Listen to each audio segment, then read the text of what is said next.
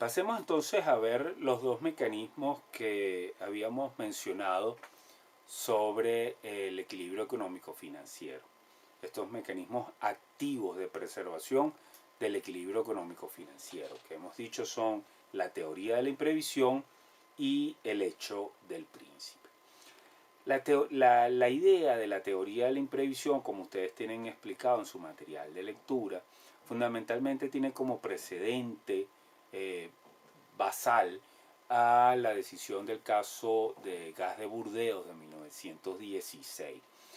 Fíjense que es una decisión que se produce en la Primera Guerra Mundial y a propósito precisamente de acontecimientos derivados de la guerra. Ya eso nos da unas claves importantes.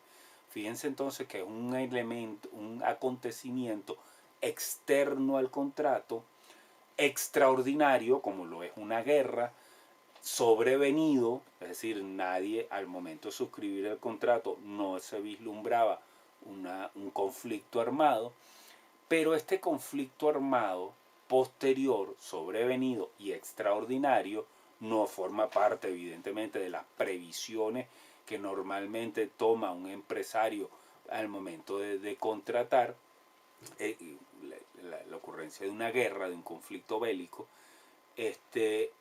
Sin embargo, tiene una repercusión económica sobre el contrato. En el caso concreto, el concesionario prestaba el servicio de alumbrado público a gas, pero el insumo fundamental era el carbón. Pero el precio de ese insumo se ve incrementado a niveles extraordinarios debido a la guerra. Pues la guerra dificulta el suministro, encarece el transporte, etc. Entonces el insumo se dispara, el costo se dispara.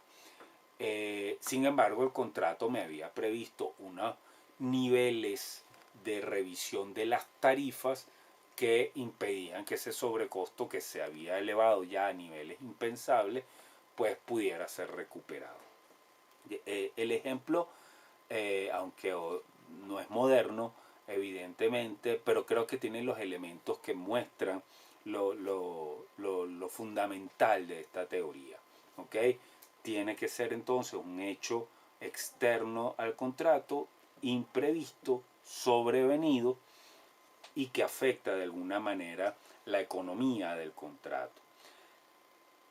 Y a su vez la solución que aporta el Consejo de Estado francés para ese caso, el caso de gas de Burdeos, también demuestra cuál es el alcance del equilibrio económico-financiero del contrato. Fíjense que la solución dada, la tienen explicada en su material de lectura, no es pagar un precio determinado, no es dar o garantizar al contratista la recuperación de toda su inversión y la obtención de una utilidad. No, eso no lo tienes garantizado. Lo que se ordena es compensar el mayor costo de ese insumo en concreto que es el carbón. ¿Ok? ¿Qué significa esto? Que si ese insumo tiene un mayor costo, ¿verdad? Yo tenía previsto bajo el contrato unos niveles de costo determinados, pero ha superado el umbral, pues la obligación de la administración es compensar concretamente el incremento extraordinario de ese insumo en particular. Ese es el único costo del contratista, ¿no? Evidentemente no lo era. Todo lo demás sigue siendo riesgo del contratista. Lograr el suministro del gas, el alumbrado público, la mano de obra, todo lo demás es riesgo del contratista.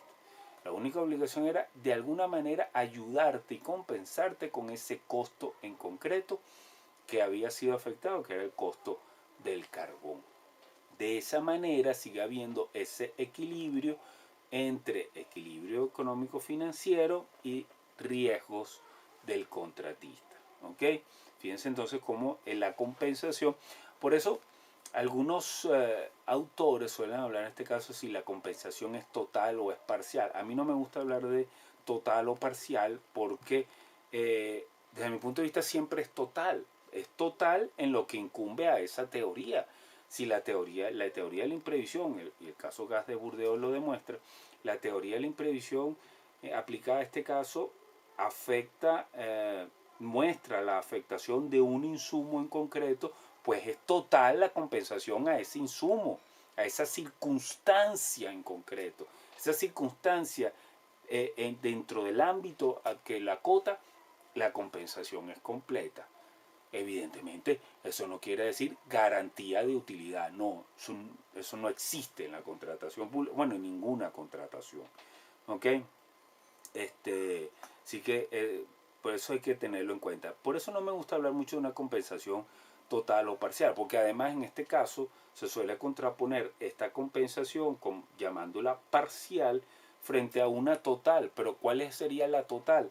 Un evento como la terminación del contrato en el cual te pago el lucro cesante y el daño emergente. Pero es que aquello no es una compensación del equilibrio económico financiero del contrato, ya el contrato dejó de existir. Entonces sería absurdo hablar ahí de equilibrio económico financiero del contrato. Por eso a mí en lo personal no me gusta distinguir entre compensación total o parcial. ¿Ok? Ahora bien, en la teoría de la imprevisión, algunos autores, concretamente en Venezuela, el profesor Badel, suele poner el ejemplo, un ejemplo al que ya me he referido, de lo que él llama las dificultades materiales imprevistas. Es decir, no son ya circunstancias como la guerra, una circunstancia externa, ajena, ¿verdad? En Venezuela podríamos hablar de circunstancias similares, se han producido con el tiempo, como por ejemplo el famoso Caracazo que se produjo en los años 90, ¿verdad? Una conmoción civil, suspensión de actividades, salida de militares a la calle. Bueno, ahí puede haber una afectación del servicio o incluso de algunos suministros, etcétera. Hoy en día podríamos hablar, por ejemplo, de que la pandemia del coronavirus podría constituir en algunos casos, dependiendo de cada contrato en particular, pues puede afectar las prestaciones del contratista. Mire, ya no tengo proveedores, o la gasolina que necesito para prestar el servicio, el suministro, el traslado, el transporte se me ha incrementado muchísimo, o tal o cual insumo no se consigue, etcétera, y mis costos se han disparado de una manera extraordinaria. Podría efectivamente esta pandemia pues constituir en algunos casos, siempre insisto, esto es casuístico, puede constituir un hecho propio de la teoría de la imprevisión. ¿Okay? Pero fíjense entonces que todos estos ejemplos sirven para mostrar un hecho externo al contrato, ¿verdad? Que influye sobre la economía del contrato, un hecho sobrevenido, un hecho extraordinario, pues, pero que influye sobre la economía del contrato. Pero con estas llamadas dificultades materiales imprevistas, el profesor Badel alude a circunstancias propias de la ejecución del contrato. Y él pone el ejemplo pues, de la excavación de un túnel, por ejemplo, en el cual de repente el contratista topa con un lecho rocoso que no tenía previsto y que debe excavar a través de él. Eso implicaría, según la hipótesis que él plantea, bueno, tengo que recurrir a otros mecanismos, tengo que utilizar voladuras, tengo que utilizar una maquinaria que no había presupuestado. Nada de eso lo tenía yo en mi presupuesto, ¿verdad? Eso tiene costos y esos sobrecostos pues me implicaría que si lo hago pues no tengo utilidad porque se va a comer todo el precio que yo voy a percibir, ¿no? O se va a comer mi utilidad por lo menos. Entonces, el profesor Badeldi se pregunta, bueno, ¿es esto parte de la teoría de la imprevisión? Él encuentra una solución porque evidentemente el caso es diferente al que hemos planteado, no es un hecho externo, sino es propio de la ejecución del contrato. Y habla del enriquecimiento sin causa. Sin embargo, para mí la figura del enriquecimiento sin causa en realidad no casa mucho en este caso, porque el enriquecimiento sin causa presupone dos elementos. Pues. un enriquecimiento de una de las partes y un empobrecimiento injustificado de la otra.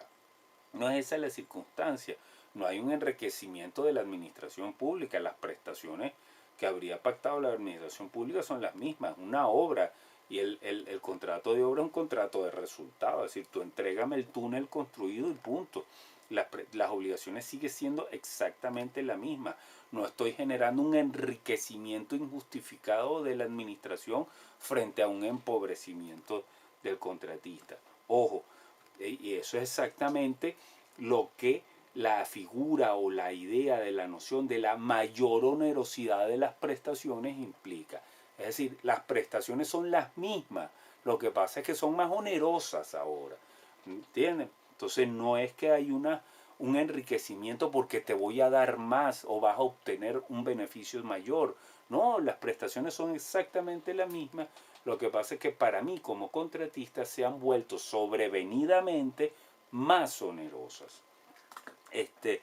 Entonces, este hecho, ¿qué pasa con el ejemplo que poníamos de ese lecho rocoso? Nuevamente vuelvo a mi idea original. Hay que ir al contrato y determinar la distribución de riesgos que ese contrato implica. Y ya el ejemplo lo ponía, ya el ejemplo lo adelanté. ¿Qué pasa en este caso? ¿De quién asumió el riesgo de la excavación? Ahí pueden haber muchas circunstancias. En la práctica, en la realidad, yo dudo mucho que un contratista se arriesgue a construir un túnel sin saber en dónde va a excavar. Eso en la práctica es una hipótesis casi impensada, ¿ok? Y si no sabe dónde está excavando porque no cuenta con los estudios de suelo, va a tomar las previsiones y va a meter las previsiones en el contrato o por lo menos las va a pedir, y si no se las dan, no va a contratar. Esa es la realidad, ¿ok? Porque esas son las circunstancias hoy en día. Conociendo un poco el tema de la construcción, evidentemente la construcción de túneles es una especialidad muy concreta. Los especialistas en construcción de túneles conocen su materia y saben si conocen los métodos constructivos y saben pues entonces cuáles son los riesgos que van a asumir. Eso es un empresario. Cada empresario en su área conoce también los riesgos que puede asumir o que puede enfrentar en cada área. Y aquí puedes hablar de tecnología, puedes hablar de medicina, puedes hablar de construcción, puedes hablar de lo que sea, o cualquier otro servicio. Cada empresario conoce su área, esa es la realidad. Si usted tiene un constructor de túneles, es difícil imaginar un constructor de túneles que de repente se sorprenda, ups, conseguimos unas piedras, una roca y no sabíamos que esto estaba aquí, nadie lo podía prever. No, no, no. Si eso sucede, usted era un muy mal empresario. Y entonces usted asumió ese riesgo. Y entonces hay que ir al contrato en particular. Los riesgos son casuísticos, insisto. Tienes que ir cómo se hizo la distribución de riesgo en cada contrato. ¿Okay? Y ahí se determinará entonces si esos son realmente unos riesgos extraordinarios y sobrevenidos. Yo dudo que esto pueda calificarse como algo extraordinario. Si usted consiguió un lecho rocoso, es porque es una zona donde puede haber lechos rocosos. Entonces, extraordinario, no creo que lo sea. Como ven, la hipótesis es muy de laboratorio, muy rebuscada. En definitiva, para saber si puede ser o no parte de la teoría de la imprevisión, yo pienso que no se puede adelantar. Porque lo más seguro es que se pueda dilucidar a través del contrato, por ejemplo, si el contratista asumió o no ese riesgo. Si de alguna manera se puede desentrañar que la excavación es a total riesgo del contratista, o si hay circunstancias en donde se revisarán las partidas del presupuesto en función de los métodos de excavación que tengan que utilizarse. Si se incluye algunas previsiones que tengan que ver con esto, evidentemente estamos viendo distintas soluciones, distintos riesgos o distinta distribución de los riesgos dependiendo de las circunstancias. Si se dice que el contratista asume la excavación completamente de acuerdo con los precios pactados, pues es riesgo de él y no habría por qué compensarle. No es una circunstancia imprevisible y sobrevenida, sino que formaría parte, de mi opinión, de su propia actividad empresarial. Pero si hay una distribución de riesgos, será entonces la administración la que, de acuerdo con el mecanismo contractual, tendrá que realizar las modificaciones presupuestarias que sean necesarias. Lo que sí es cierto que no estoy de acuerdo es que esto sea un evento de enriquecimiento sin causa. Y luego tenemos el hecho del príncipe. Como dicen García Enterría y Tomás Ramón Fernández, el hecho del príncipe es una medida administrativa general que es además imperativa y es imprevisible. ¿Okay? Fíjense, básicamente, fíjense que la fraseología que utilizan García Enterría y Tomás Ramón Fernández aquí, porque hablan de una medida administrativa, no está hablando, por ejemplo, de una ley, sino de una medida administrativa, porque se está pensando en una actuación de mi contraparte, de mi administración contratante, pero que no está dirigida a mí ni a este contrato en particular, sino que es una medida general, pero que afecta a la economía del contrato. Eso es lo que lo diferencia de el ius variandi. El ius variandi es una actividad de mi contratante sobre ese contrato en particular para modificar ese contrato en particular. El hecho del príncipe es una medida general, no está dirigida a el contratista en particular, una medida general, pero afecta la economía de ese contrato. Entonces, como tú, contraparte, dictaste esta medida, entonces tú tendrás que asumir por tu responsabilidad las consecuencias económicas que de manera particular y singular me afectan a mí de una manera especial o me afectan más que al resto de la ciudadanía. Por eso insisto que la fraseología de García Enterría y Tomás Ramón Fernández deja ver que la medida surge normalmente de mi contraparte, de la administración con la que contrato. Pero ¿qué pasa si es una medida administrativa general, pero no de mi contraparte? ¿O qué pasa si es una medida legislativa? ¿Qué pasa si yo tengo un contrato de una concesión municipal, pero el Poder Nacional, por ejemplo, crea o ordena, decreta un control de cambios que afecta a mi concesión municipal por la economía del contrato de concesión? Eso puede suceder, o una concesión estadal, por ejemplo. Eso puede suceder, pero insisto, entonces ya ahí tendrías que irte a los riesgos del contrato. Puede que eso configure un hecho de teoría de la imprevisión. Tenemos una circunstancia sobrevenida de carácter legislativo general que afecta a la economía de nuestro contrato y que hace más onerosas las prestaciones del contratista. Entonces la administración municipal o estatal, por ejemplo, tendrían que de alguna manera compensar esa circunstancia sobrevenida, ¿verdad? A menos que haya una previsión expresa también dentro del contrato donde se pueda dilucidar que estos riesgos están previstos. De hecho, el control de cambio ya parece ser una medida que no tanto imprevisible, ¿no? Pero bueno, esa es mi opinión al menos sobre cuál es el alcance del hecho del príncipe. Creo, por ejemplo, ahí sí comparto la opinión, que creo que va por esta misma idea del profesor Badel, en el sentido de que el hecho del príncipe son siempre medidas que emanan de la misma administración con la cual es celebrado el contrato. Bien, creo que esto más o menos explica cuáles son y pone sobre todo un acotamiento sobre lo que es el hecho del príncipe y en general los mecanismos de equilibrio económico financiero del contrato. Bien, vamos a dejar hasta aquí esta lección sobre esta materia económico financiera y nos vemos entonces en otra oportunidad. Muchas gracias.